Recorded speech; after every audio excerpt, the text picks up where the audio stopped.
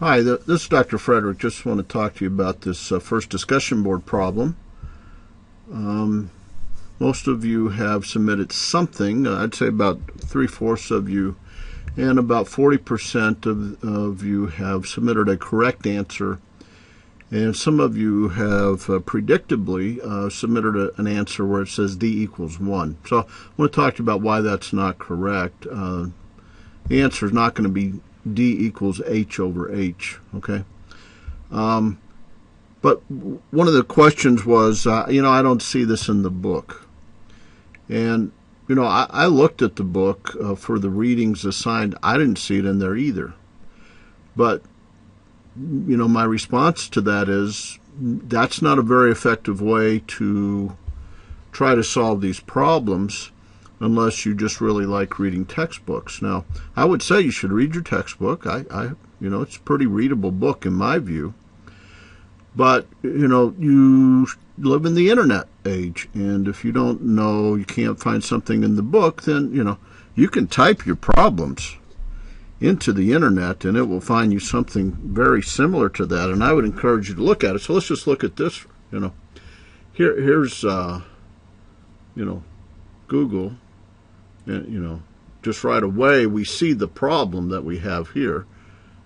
There's going to be other. Here's a YouTube example of how to solve this. There's all sorts of ways to get it. Here's an online calculator. Let's just talk, so you should be using, some people seem to hate saying Google as a verb, but I don't. Google it.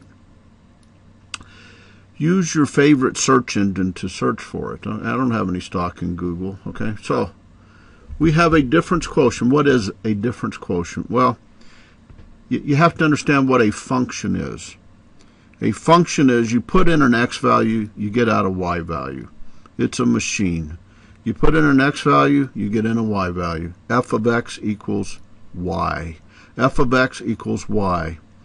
Okay, so, what's an example of a function, converting currency? So if I want to say how many Canadian dollars equals a U.S. dollar, we'll just say, I have no idea, okay, but let's just say, tell me how many Canadian dollars you have, and I will tell you how many U.S. dollars you have, right? So let's say that it's 1 Canadian dollar equals 2 U.S. dollars. It's probably the reverse, okay? Their money is probably valued more highly than ours for whatever reason. Seems to be true whenever I go up to Canada. So, if you just tell me, if I have 1 Canadian dollar, how many U.S. dollars do I have? 2. If I have 2 Canadian dollars, how many U.S. dollars do I have? 4. If I have 3 Canadian dollars, how many U.S. dollars do I have? 6. Okay, it's a machine. Put in one number, get out another number. So f of x is one number, and f of x plus h is another number. Okay, now look, it's this. It's f of x plus h.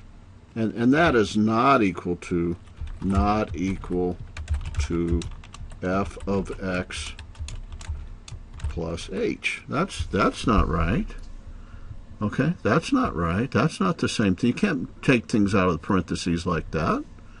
Okay, so, so some of you are solving this problem. You say, well, f of x minus f of x is 0, and h is left over on the top. H divided by h is 1. D equals 1. Wrong, wrong, wrong. You're making a fundamental mistake, which is thinking that you can take that h out of that function value.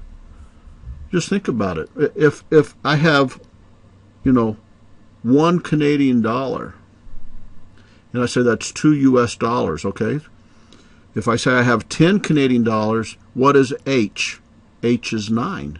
F of 1 plus 9, or f of 10, is not the same thing as, f of 1 plus $9. No, that would be wrong. That would only give you $11. So you have to keep those, all it says is function of a different number. X plus h just means different number. Well, how much different is it from x? H. It's x plus h. Okay, so this is a slope formula. This is a slope. It says, what is the change in rise over change in run? Okay, so what is rise? Well, when you get a y value, that's one height. On a Cartesian graph of x, y, x is distance, y is height. Okay, so if you have a Cartesian graph like this, x goes across, y goes up and down. So I get one y value here, I get a different y value. A different y value means a change in height. Okay? Well, how far apart are those points? Well, they're h apart. That's the run. So this is rise over run. This is a slope value. And it just says we want to find the slope when you add h to x between those 2 points. That's a very fundamental problem in calculus. Okay, this is pre-calc at some level, and that's calculus is all about finding out what these slope values are. So here's the problem. You take ax squared plus cx plus d and use that as your f of x.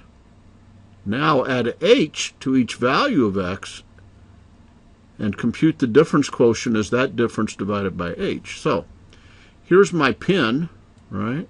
There's my pin, and 3 is the a, 4 is the b, 7c, 8d. So my f of x is ax squared, 3x squared. My c value is 7. My d is 8. So my function is, my f of x is 3x squared plus 7x plus h. And f of x plus h is not, equal to this plus h. That's wrong. No, that's not right. Okay, so we don't just add h onto it. No, we change this value in the equation, this value in the equation, in this way. So now I have x plus h squared going in here. Now I have x plus h times 7, right, going in here. And so the difference is going to be this equation minus the original function, and I just have to work this out. So this is what I did here. Let me just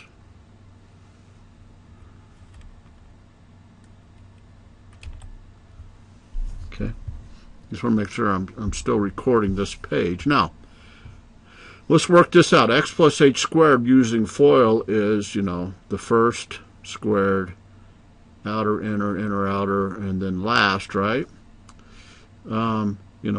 It's x squared, and then x times h, and then h times x, and then h squared. You're going to add those together to get 2xh. Okay, now the other one is 7x plus 7h plus 8. The 8's are going to drop out. And then I'm going to subtract this original function, but look, if some of you are making this problem even still, when you subtract something in a parentheses, you've got to carry the minus sign all the way through. So it's minus 3x, minus 7x, minus 8x. Now, of course, if this was minus 8, this would be plus 8. Okay? You just got to carry it all the way through. All right. So remember your basic math there. Now, let's simplify this. This is x squared plus 2xh plus h squared. Okay? X squared plus 2xy plus y squared. That's a very standard piece of knowledge that you should remember. Okay, so 3 times whatever this reduces to, which is that, and then plus 7h. What I did here is I said, okay, I have plus 7x, I have minus 7x.